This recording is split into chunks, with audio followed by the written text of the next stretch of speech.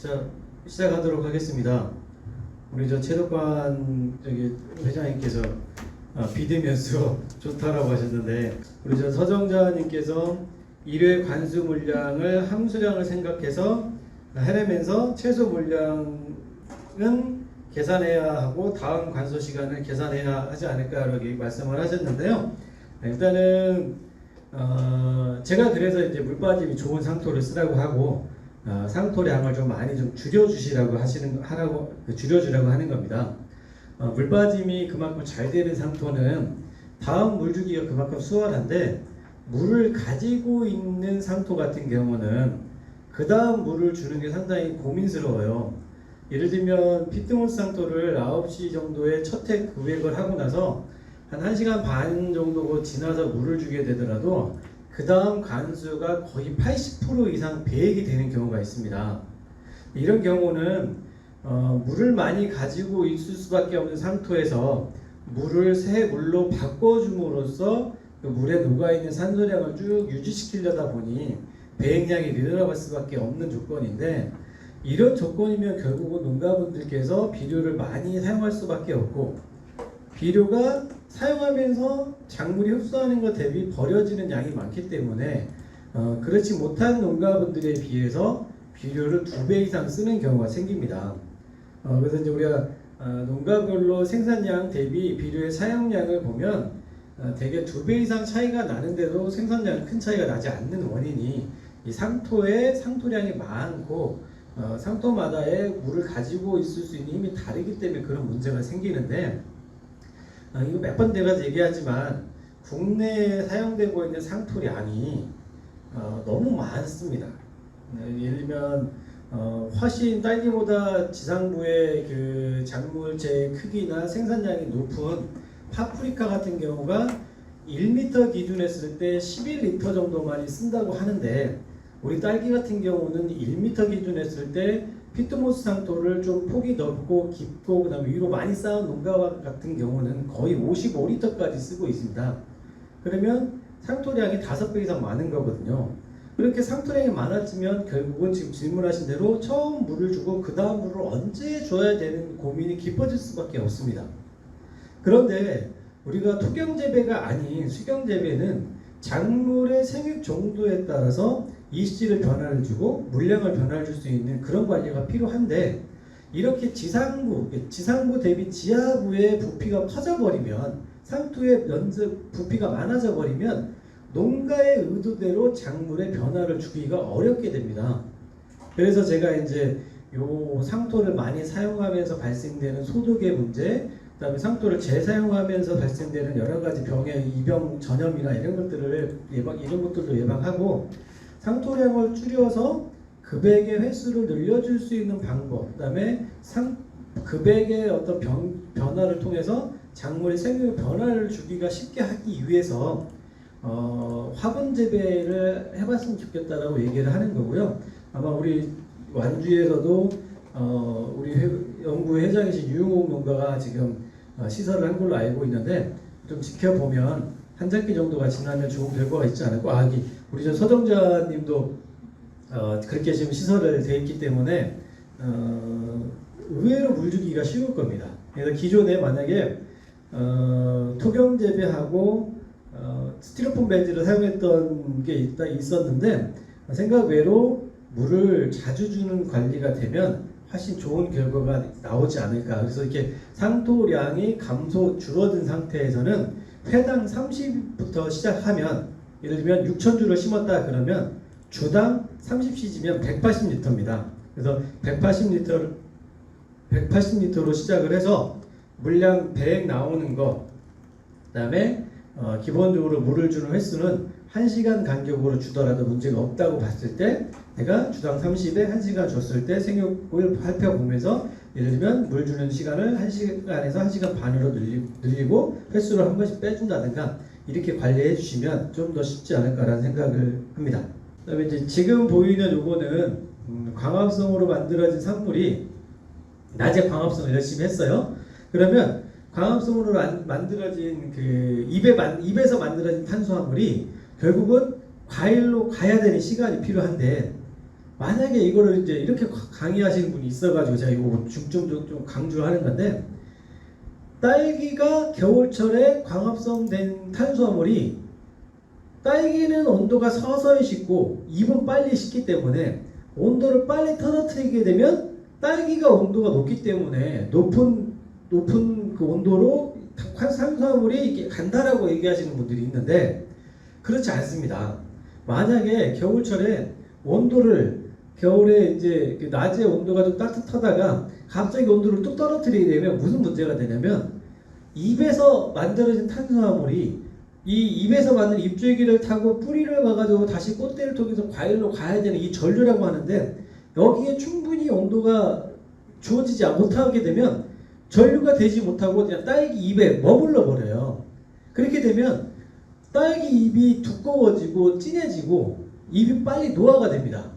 결국은 그 탄수화물이 과일로 가지 못하고 입에 머물러 버리기 때문에 잎이 두꺼워지고 빨리 노화가 되는데, 온도를 서서히 떨어뜨리는 조건으로 관리를 해줘야 잎에서 만들어진 광합성 산물이 딸기로 충분히 이행할 수 있는 시간적 여유가 생깁니다. 그래서 이렇게 이제 겨울철에 딸기 잎이 진한 녹색을 띠는 농가 같은 경우는 딸기 농사를 짓는 게 아니라 딸기 잎 농사 짓는 거예요.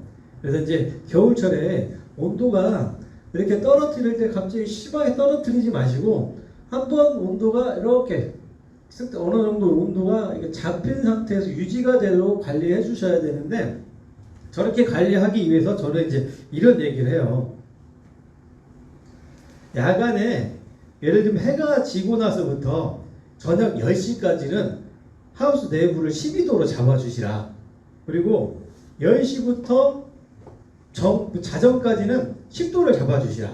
그리고 자정부터 6시까지는 8도를 잡아주시라.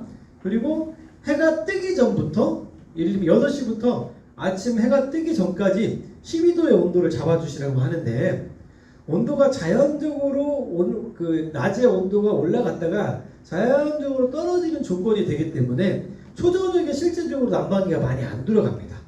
자정까지도 온도가 서서히 떨어지는 쪽으로 그 온도를 관리하기 때문에 난방기 온도는 많이 안 들어가고, 겨울철에 실제 난방기가 가장 많이 돌아가는 시간은 이 6시부터 해 뜨기 전까지, 이 시간에 하우스는 가장 낮은 그 온도를 보이는데, 이때 온도를 충분히 자기가 잡아주게 되면 하우스 온도가 올라가면서 시설 내부의 습은 낮아지는 조건이 됩니다. 그래서 이렇게 제가 예시한 대로 온도 관리를 해주면 이게 평균 온도, 야간 평균 온도 10도가 되는 겁니다. 그래서 이렇게 관리해 주시면 좋겠다고 얘기를 하는 거고요. 요거는 이 강의를 지금 듣고 계실지 모르겠지만 아마 다 졸업하셔갖고 안 듣고 계실 거예요. 요거는 대폭 열풍기를 가지고 하우스 난방을 해주신 건데, 그 전날에 그 예를 들면 해가 어느 정도 질 때 야간에 난방을 해주시고, 이제 야간에 기본적인 난방으로 관리하시다가 아침에 해가 뜨기 전에 이렇게 조조감을 해주신 거예요. 그래서 보면 온도가 이때 이걸 안 돌려주면 더 떨어질 건데, 이때 농가분들이 이제 대개 보면 낙엽보험 커트를 연다든가 3중 비닐을 열 시간에 이렇게 온도를 충분히 잡아놓지 않고 이렇게 그걸 열어버리면 온도가 잡아오다가 뚝 떨어졌다가 이렇게 올라가는 경우가 생겨요. 이렇게 온도가 뚝 떨어졌다가 올라가게 되면 밑에 이 주황색으로 진한 이 색깔이 이슬점인데, 이슬점보다 낮아졌다 올라오기 때문에 이제 결로가 발생하게 되고, 결로가 발생하게 되면 아침 시간에 이제 꽃의 수정이나 그 병이 발생하는 조건이 만들어져서 좀 안 좋은 경우가 생깁니다. 그래서 요 농가가 이제 아까 이제 1월 중순에 평균 온도를 14도 이상 관리했던 농가고, 200평 하우스 환산했을 때 4톤 이상을 수확한 농가인데요.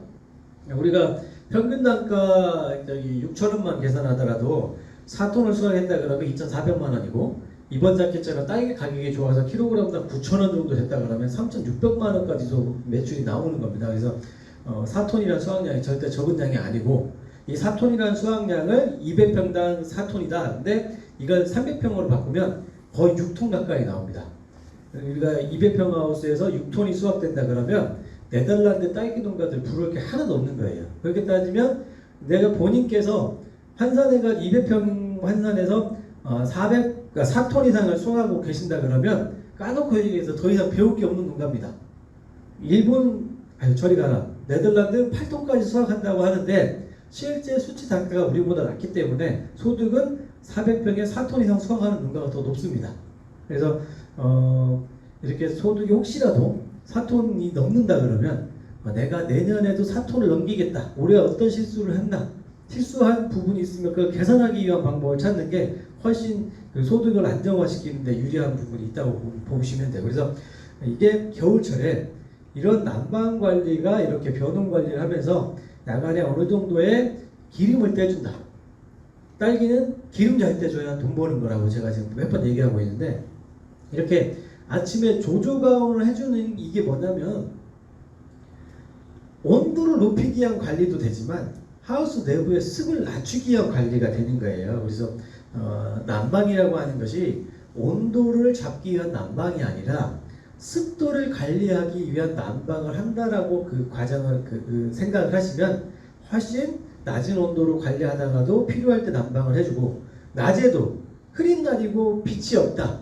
근데 하우스 내부가 너무 습하다. 그러면 온도를 올려주고 이산화탄소를 공급해주면서 습을 내리는 조건으로 관리하기 위해서는 낮에도 예를 들면 15분에 한 번씩은 15분에 5분, 15분에 10분 정도는 대포를 돌려줌으로써 온도를 높이고 이산화탄소 넣어주고 습을 낮추는 관리가 되면 훨씬 좋은 결과가 있을 거라고 생각합니다. 자, 이제 하우스의 보온인데요. 우리가 이제 다격보온 커튼이라고 하는 것이 이제 아까 초반에 시작할 때 말씀드렸는데 200평당 900만 원 정도가 넘는 금액이 들어가요. 이제 시설업자들은 무조건 된다 그럽니다. 하우스가 낮던 하우스가 높던 이 사람들은 설치해야 돈이 되니까. 그런데 혹시라도 하우스 높이가 낮아가지고 한 3.4m보다 낮아가지고 하우스 위에 복부에 이 경사도가 너무 완만하다 그러면 설치하지 않는 것을 추천드립니다. 또 하나 이게 설치 경험이 풍부하신 분들한테 설치를 해야 돼요. 비용을 조금 단가가 비싸게 부르더라도 제가 어제 이제 고창에 갔는데 하우스를 새로 짓고 부직포를 설치했어요. 근데 처음 설치했을 때는 문제가 없었는데 여름에 이제 몇 번 올렸다 내렸다 하니까 무슨 문제가 생기냐면 부직포가 이제 당겨져 가지고 시작하는 부분이 비어요. 이만큼이 비어. 그러면 그만큼 보온이 안 되거든요. 근데 이게 설치해 놓고 최소 5년 이상은 써야 되는 건데 아직 자기 시작도 안 했는데 벌써 그만큼 당겨져 가지고 거기가 빈다 그러면 그만큼 설치한 효과가 좀 떨어지겠죠. 그래서 이게 부직포 같은 경우는 좀 비용이 조금 더 들어가더라도 설치를 많이 했던 농가분들 아니면 주변에서 이 농가 추천하는 그 설치 업체들한테 추천을 받아서 설치하는 것이 좋지 않을까라는 생각을 하고요. 올해는 조금 가격이 더 올라가지 않을까 싶어요. 이 기능성 다격보온 커튼에 들어가는 이 부직포가 이 마스크 재질로 사용되다 보니 지금 농업용 부직포 설치 업자들이 공사가 많이 지연되고 있다 그런 얘기를 하시더라고요. 그다음에 이제 겨울철에 해가 떨어지기 전에 온도를 너무 떨어뜨리지 말라고 아까 말씀드렸잖아요. 충분히 광합성된 산물이 입에서 과일로 전류될 수 있는 온도를 잡아줘야 되기 때문에 그런 거고 또 우리가 결국은 하우스 내부로 들어온 햇볕 에너지가 이렇게 하우스 온도를 너무 급격하게 떨어뜨리면 결국은 내가 야간에 기름을 떼가지고 더 온도를 올려줘야 되는 에너지 부담이 더 커지는 거거든요. 그래서 두 가지가 있다고 말씀드린 것 중에 하나가 기름을 떼는 방법과 그다음에 기름을 안 떼고 그 에너지를 잡는 방법 중에서 에너지를 잡는 방법이 좀 좋지 않을까라고 하는 겁니다.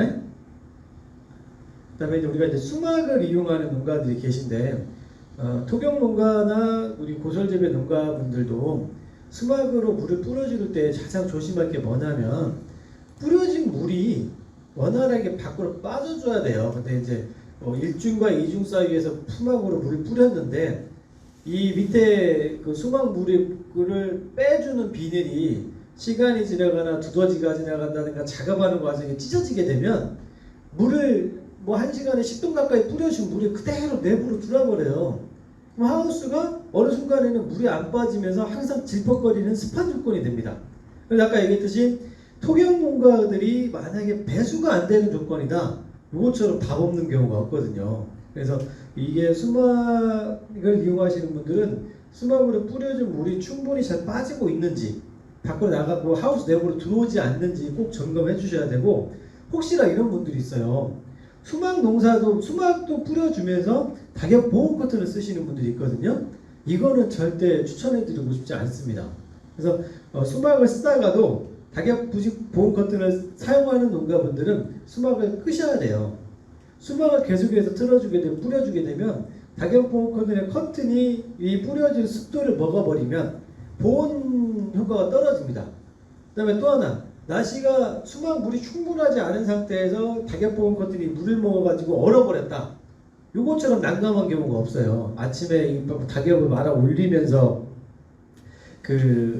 너무 막 크게 말아져가지고 넘어간다든가 이런 문제도 있고 해가지고, 혹시라도 수막을 이용하신 농가분 중에서 낙엽 보온 커튼을 설치하셨다 그러면 수막은 포기를 하시는 게 더 좋을 거라고 봅니다.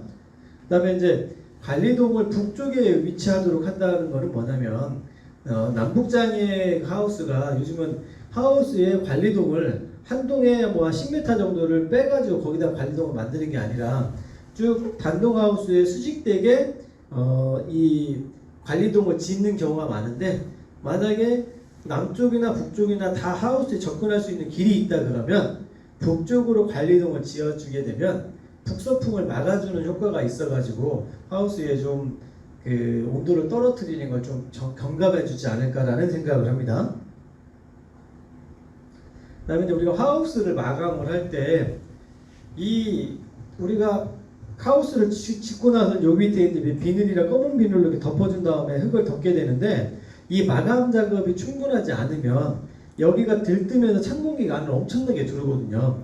그러면 나는 하우스 내부는 열심히 기름을 떼주고 있는데 어디에선가 자꾸 찬 공기가 들어오게 되면 이 찬 공기가 들어오는 쪽에 이제 결로가 생기고 병이 시작하게 되면 기름을 떼준 효과를 못 보는 경우가 있어요. 그래서 하우스 이 하단에 배수로 쪽에 충분히 잘 접혀져 있는지 찬 공기가 들어오지 않도록 관리해 주시고, 이 농가 같은 경우는 주변의 농가에서 얻은 커튼 가지고 낙엽 보온 커튼 남는 쪼가리를 치마까지 올려가지고 이제 추가적으로 이 찬 공기가 바로 들어오지 않도록 추가로 설치해 주는 경우여서 예로 들기 위해서 사진 한번 추가해 놓은 겁니다. 그래서 이렇게 이제 이게 일반적인 치마가 아니고, 예를 들면 비닐 같은 경우를 추가적으로 쳐 놓게 되면 찬 공기가 바로 들어오지 않고 위로 타고 올라오면서 이제 딸기가 냉을 덜 받는 그런 효과가 있어서 이렇게 치마 비닐을 쓰는 것도 하나의 좋은 방법인 것 같습니다. 보온을 할 때는. 삼중하우스 같은 경우는 우리가 보온율이 한 45% 되는 거고, 낙엽 보온 커튼은 한 65%, 수막은 70% 정도 됩니다. 그만큼 열을 더 아낄 수가 있는 거예요. 그래서 요거를 그대로 제가 계산해 봤더니, 삼중하우스 같은 경우는 1시간에 약 8만 칼로리 정도의 난방을 해줘야 돼요. 겨울에 내가 영하 10도에 내부 온도를 10도를 잡으려면 1시간에 8만 킬로 정도의 난방 에너지를 주지 않으면 온도가 더 낮아지는 거예요. 이제 낙엽 보호 커튼을 하게 되면 얘는 1시간에 한 5만 킬로 정도의 에너지가 필요합니다. 그리고 수막을 쓰시는 농가분들 같은 경우는 한 3만 6천 정도 쓰는데, 만약에 3중 하우스의 2중 비닐에 대포 5만짜리 대포를 한 대만 가지고 온도를 잡겠다 그러면 10도가 아니고 야간의 최저 온도를 7도 이하로 내려주지 않으면 이만큼을 이 온도를 잡을 수가 없어요. 그래서 이게 이제 5만 정도를 기준으로 봤을 때 열풍기 한 대가 맞는 거고, 3중까지가 비닐이다 그러면 열풍기 한 대가 좀 부족하고, 두 대는 있어야 온도 10도 정도 잡을 수 있는 거고, 수박 농가 같은 경우도 5만짜리 하나 정도 있으면 어느 정도 야간 온도를 평균 10도 정도 잡을 수 있다라고 이제 제가 말씀을 드리는 겁니다. 우리가 이제 연료별로 연료 1리터가 연소가 됐을 때 어느 정도 연량이 나오냐고 보면, 우리가 전에는 경유를 면세로 주다가 지금은 이게 이제 경유 차량들이 늘어나면서 이제 면세가 다른 데 빼돌려질까 봐 이제 등유를 주는데, 등유하고 경유하고 따지면 열량이 크게 차이가 없어요. 그런데 이제 농가분들이 경유에서 등유로 바뀌었더니 열량이 많이 낮아져가지고 금유로 다시 뭐 면세를 해달라 이런 얘기를 하시는데 그건 좀 설득력이 낮은 것 같고요. 이게 이제 킬로 칼로리당 8,700kcal가 나오고 우리가 이제 킬로그램당 열량으로 따졌을 때 가장 높은 열량이 나오는 게 LPG입니다. 그래서 이제 LPG 이산화탄소 발생기가 대당 25,000kcal로 칼로리는 낮지만 우리가 이제 800원 정도 계산한다 그러면 면세율로 800원 계산한다 그러면 100원당 예를 들면 1000칼로리 이렇게 되고요. LPG 같은 경우는 우리가 부가가치세 환급을 받으면 100원당 한 1100 정도 되기 때문에 LPG가 상당히 높은 그 열 효율이 있습니다. 또 하나가 이제 LPG하고 등유가 무슨 좋은 점이 있냐면 연료가 연소될 때 나오는 이산화탄소 양이 LPG는 3배가 나오고 등유는 한 2.5배 정도 나와요. 그래서 이산화탄소를 공급해주는 목적으로 봤을 때도 등유나 LPG가 이산화탄소를 탱크나 뭐 20kg짜리 탱크나 아니면 5톤짜리 탱크를 갖다 놓는 거에 비해서도 좀 저렴한 부분이 있습니다.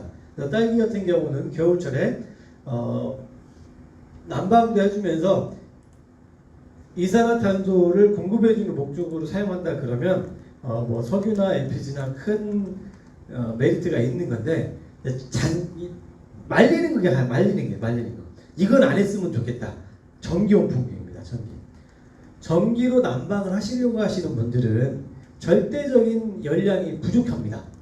예를 들면 1kW당 860kcal의 열량을 내는데 얘가 만약에 이 8,700kcal가 나오려면 곱하기 10을 해줘야 돼요. 그러면 10kW를 내가 쓴다 그러면 비용적으로 따지면 1kW에 한 45원 정도 하는 노급력 전기로 똑같은 8,700kcal를 내기 위해서는 10kW만 있으면 되니까 비용적으로는 한 450원만 있으면 돼요.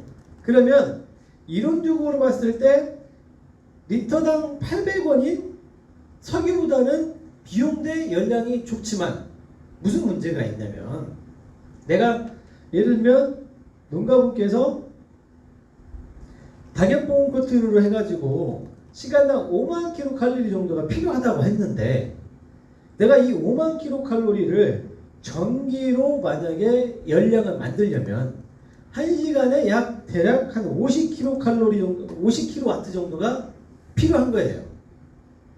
1시간에 50kW가. 그러면 내가 만약에 4동을 농사 짓다 그러면 1시간에 4동에 공급돼야 될 전기는 200kW가 됩니다.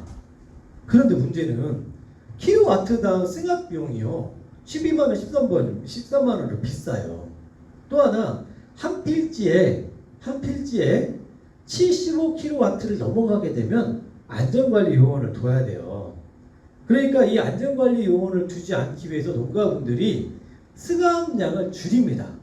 그래서 예를 들면 4동의 시간당 200kW 이상의 전기가 끌어와줘야 되는데 농가분들께서 50kW 정도에서 멈춰버리는 거예요. 그러면 내가 필요한 열량이 충분하지 않고 또 하나 단점이 뭐냐, 등유나 LPG 같은 경우는 짧은 시간에 하우스 온도를 높이기가 좋습니다. 그만큼 짧은 시간에 열량이 풍부하기 때문에 짧은 시간에 온도를 높이고 온도가 올라가면 아까 얘기한 대로 습도가 낮아지면서 광합성을 하기 좋은 공간의 조건을 만들기가 짧은 시간에 만들 수가 있는데 전기는 서서히 열량을 내기 때문에 짧은 시간에 많은 열량을 공급할 수가 없어서 짧은 시간에 온도를 올리거나 습을 내릴 수 있는 조건이 안 돼요. 그런 부분에서 등유나 LPG에 비해서 부족한 게 있고 또 하나 얘는 이산화탄소가 안 나와요. 우리가 딸기 건물 중 100g 중에서 제일 많이 들어있는 것이 탄소, 산소 이렇게 얘기했잖아요. 탄소가 흡수원이 이산화탄소인데 이산화탄소가 공급이 안 되기 때문에 흐린 날 하우스 닫아놓고 온도 잡는다고 전기용풍기 돌려봤자 해가 떠가지고 한 9시 10시 돼버리면 이산화탄소 수치가 않게 되면 바깥에 있는 400ppm보다 낮아지는 경우가 생깁니다. 그럼 이럴 때는 인위적으로 공급을 해줘야 되는데 없잖아요. 대부분 열풍기 쓰시는 분들이 전기온풍기 쓰시는 분들이 열풍기를 안 갖다 놓거든. 그래서 만약에 딸기 농사를 짓는 분들이 전기온풍기를 가지고 만약에 열을 잡겠다 이러시면 저는 좀 말리는 편이에요. 혹시나 이제 전기 가지고 전열선 가지고 근간의 온도를 잡겠다, 부분적인 난방을 하겠다는 거는 이제 비용 대 효과가 좀 만족스러운 결과가 있기 때문에 그건 제가 말리지 않습니다. 그런데 요거를 하우스 전체를 난방하겠다는 거는 조금 맞지 않는 부분이고요. 우리가 이제 단동형 하우스에서 제가 많이 쓰는 게 이제 온풍 방식하고 열풍 방식이 있는데, 온풍 방식은 온풍기, 예를 들면 열을 내는 이 버너가 동작을 하면서 배기가스를 배출을 하고 뜨거운 열로 공기를 데워서 이 공기가 하우스 내부로 공급되는 방식이고, 열풍기는 연소된 그 연소 가스하고 열이 같이 하우스로 들어오는 방식이에요. 그래서 이 장단점을 비교해보면 온풍 방식은 사람이 안에서 작업을 하거나 이렇더라도 계속해서 동작되더라도 하우스 내부에 공기 조성이 바뀌지 않는다는 장점이 있는데, 열량이 그만큼 낮은, 열 효율이 좀 낮은 게 있고요. 열풍 방식은 열과 배기가스가 같이 공급되기 때문에 열 효율은 높아요. 그 다음에 하우스 내부에 적정한 산소량이 있다 그러면 불완전 연소에 의해서 예를 들면 뭐 질소산화물이나 뭐 일산화탄소가 축적되는 경우가 없는데, 이게 이제 버너의 이제 성능이 떨어졌거나 노즐이 막혔거나 공기하고 연료량의 어떤 혼합비가 안 맞거나 이런 문제가 있을 경우는 이게 이제 연소되면서 발생하는 각종 가스에 의해서 작업자가 건강에 좀 해롭거나 가스 피해가 날 수 있는 단점이 있습니다. 하지만 가격 대비 성능으로 봤을 때는 열풍기가 상당히 효과가 좋다, 이렇게 말씀드릴 수가 있어요. 그래서 여기까지 일단 말씀을 드리면, 이제 열풍기가 이제 온풍기 대비 열풍기 가격적인 가성비가 좋다는 거고, 또 하나 이제 이 온풍 방식이 이제 또 문제가 되는 게 뭐냐면, 이 온풍 방식 중에서 냉동기에 냉동 팬코일 가지고 거기다 뜨거운 온수를 순환시키고 바람을 불어가지고 이제 난방을 하는 온풍 방식이 있는데, 이 온풍 방식 같은 경우가 이 팬코일이라고 하는 것이 200평 하우스에 최소 15개, 20개 정도는 들어가줘야 이 팬코일에서 방출되는 하나하나에서 방출되는 열량이 분산이 되기 때문에 온도 편차가 적은데, 농가분들이 비용이 많이 들어가는 문제 때문에 이 팬코일 숫자를 줄입니다. 예를 들면 20개가 필요한데 4개밖에 안 집어넣어요. 그러면 이 4개 가지고 온도를 잡으려고 하니 온수의 온도를 75도까지 올립니다. 그 다음에 이 75대 뜨거운 열풍이 하우스에 계속해서 공급이 되다 보니까 하우스 내부의 급수도가 급격하게 낮아져 버려요. 그래서 온풍기가 동작할 때하고 멈췄을 때하고 습도 편차가 커지게 되면 겨울철에 꽃받침 마름 증상이 많이 나옵니다. 이 꽃받침 마름 증상이 많이 나오는 것이 온풍기를 사용하는 농가들 중에서 그렇게 이제 라디에이터 팬 방식으로 해서 팬 코일의 숫자가 적거나 급액 시간을 너무 빨리 종료하거나 해서 근건부에 공간은 건조하고 뿌리 쪽에서 충분히 수분 공급이 안 됐을 때 꽃받침 마른 증상이 많이 나오는 걸 봤어요. 그래서 일부 농가분들은 뭐 칼륨이 많아서 문제가 된다, 이런 얘기를 하는데, 제가 지켜본 바에 의하면 하우스가 건조해진 것 때문에 문제가 되는 게 더 많았습니다. 그래서 혹시나 온풍 방식으로 난방을 하시는 분들이 있으면, 제가 이제 그거를 몇 년 지켜보다가 고산 지역의 정병환 농가분께서 단동형 온실에다가 가정용 귀뚜라미 보일러하고 스테인리스 주름관으로 난방관을 설치해가지고 난방하시는 걸 보고 올해 시범 사업을 만들었다가 이제 내년부터는 이제 도비가 삭감되면서 이제 못하게 됐지만, 그런 방법으로 온수 난방으로 바꾸시더라도 고르게 하우스 온도를 잡을 수가 있고 안에 내부의 습도 편차를 줄일 수가 있기 때문에 그런 생리 현상을 경감할 수 있다는 걸 제가 이제 추가적으로 말씀을 드립니다. 그 다음에 이제 광학력인데요.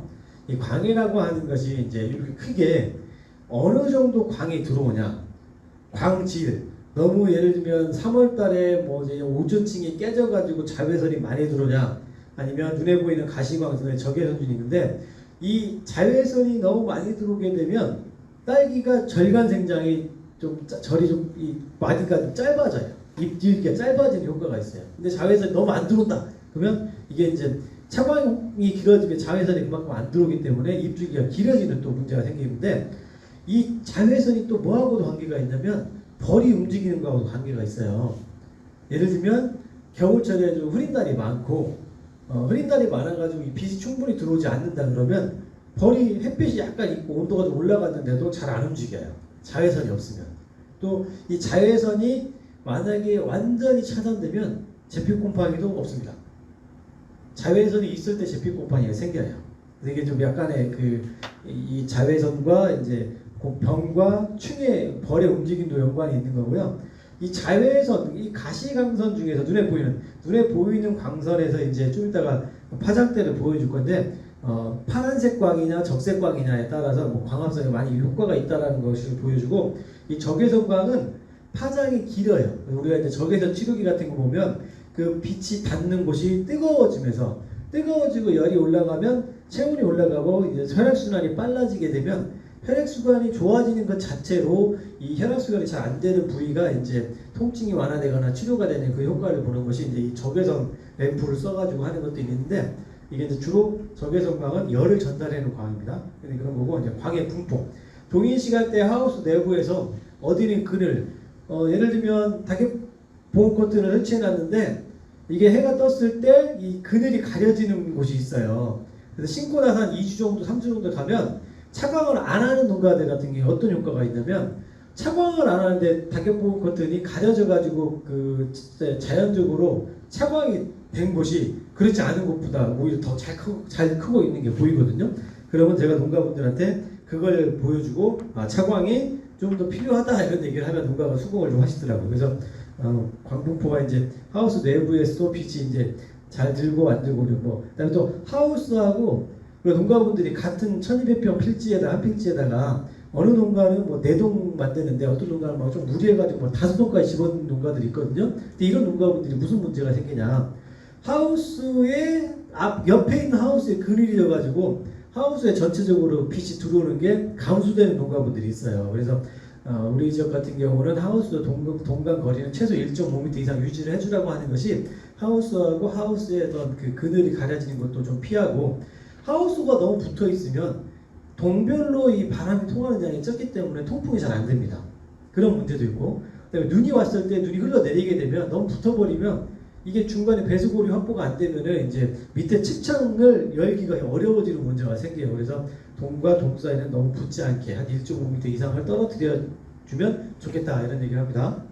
그래서 자 이게 이제 우리가 광질이라고 해가지고 햇빛이 이제 일종의 눈에 보이지 않는 이렇게 파장이 있는데 우리가 주파수 얘기할 때 FM은 뭐 101점 몇 헤르츠 해가지고 있듯이 눈에 보이지 않는 이 햇빛도 빛도 이렇게 이제 파장이 있는데 파장이 뭐 340 나노미터가 이제 아주 짧은 파장을 갖는다는 건데 파장이 짧을수록 예를 들면 에너지를 어떤 충격량을 써요. 충격량을 쓰는데 멀리 못 가. 그래서 이제 얘네들은 자외선이라고 치면은 우리 자외선 UV가 자외선인데 UV 살균이라고 하는 건 뭐냐면 파장이 아주 짧기 때문에 세균이나 이런 그 뭐 바이러스나 이런 걸 갖다가 아주 짧은 파장으로 그냥 얘네들 탁 잘라내버리는 거야. 이렇게 에너지를 팍 줘가지고. 그래서 자외선은 파장이 좀 짧은 애들이고 소독이나 이런 효과가 있다. 그래서 우리가 340보다 낮은 파장대로 더 내려가게 되면 작물에 조사하게 되면 작물도 안 커요. 세포가 깨지고 이런 문제가 생겨가지고. 그래서 이제 그런 거고 이 340보다 이제 큰 340보다 길고 파장이 760보다 낮은 구역들을 사람의 눈으로 볼 수 있는 그 빛이라고 해서 이제 가시광선이라고 하고 이 가시광선을 프리즘이라고 하는 걸 해가지고 쪼개보면 이 400대의 낮은 주파수 쪽은 이제 청색에 가까운 색을 내고 청색부터 해가지고 이제 뭐 녹색, 그 다음에 적색 이런 식으로 나오는데 광합성이 잘 되는 파장은 이 400대에 해당되는 청색광과 680에 해당되는 이 이제 적색광이 있습니다. 그래서 이제 햇볕을 우리가 가시광선이 충분히 들어오게 하는 방법도 있지만 이거를 인공적인 광으로 조사를 할 때는 예를 들면 고압 나트륨 등 해가지고 우리 네덜란드에 가게 되면 막 그 노란색의 뭐 이렇게 빛을 막 그 천장에서 막 쏴주고 있는데 그런 전구들은 주로 이 680에 대한 적색광 쪽에 강한 빛을 내는 파장되고요.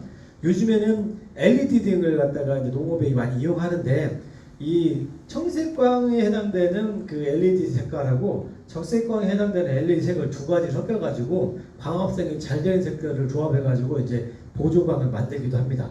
그래서 이제 불광 얘기는 좀 이따 또 나오는 부분인데 그래서 눈에 보이지 않는 이렇게 있고요. 그다음에 이제 실제 이 가운데 부분이 우리가 식물의 잎이 녹색이라고 할 때 이 가운데 내가 흡수하지 않고 반사시키는 빛이 녹색이기 때문에 일단 그 작물의 잎이 녹색으로 보인다고 해요. 그래서 이 녹색에 해당되는 빛은 광합성에 크게 도움이 되지 않습니다. 그래서 이제 인조광을 만들 때는 이 청색광과 적색광이 많이 들어가는 광을 썼고 옛날에 사용한 백열등 전구 같은 경우가 열도 많이 나오지만 주로 적색광에 해당되는 빛이 많이 나왔기 때문에 광합성에 효과도 있고 그다음에 우리가 그 전주 효과가 좋았었거든요. 그래서 지금은 이제 백열등이 만들어지지 않기 때문에 3파장 램프나 LED 등을 많이 쓰고 있습니다. 그리고 여기 이제 적외선광이라고 하는 게 뭐냐면 에너지를 전달해주는 내가 따뜻하다는 느낌을 받는 그런 선이기도 하는데 우리가 이제 예를 들면 작물이 발화를 할 때 종자가 발화를 할 때 광이 필요한 작물들이 있어요. 상당히 좀 우리들 기억이 잘 안 나는데 예를 들면 상추가 그런 것 같기도 한데 예를 들면 이게 빛을 안 받으면 빛이 없으면 발화를 못해. 그래서 이제 이렇게 이제 화성 유도나 이제 꽃이 만들어지거나 어떤 발화와 관계인데 햇빛이 있어야만 발화하네 마네 이런 걸 따질 때 장일인의 단일을 따질 때 이쪽 적색광 쪽의 파장 680에 해당되는 파장 정도가 오늘 화성과 관련되어 있는 연관관계가 있는 겁니다.